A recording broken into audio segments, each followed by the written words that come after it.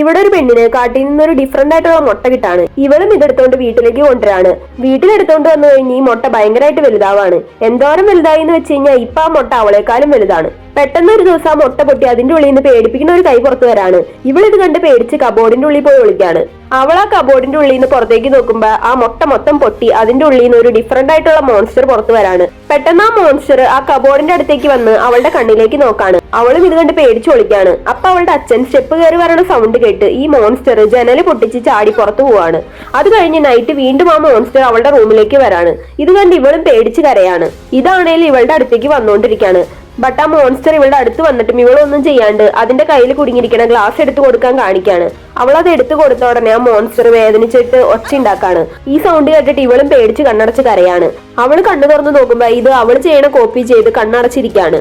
അപ്പൊ ഇവക്ക് മനസ്സിലാവാണ് ഇത് അവളെ ഒന്നും ചെയ്യില്ല, ഇതൊരു പാവമാണെന്ന്. അവളും ഇതിനോട് ഫ്രണ്ട് ആവാണ്.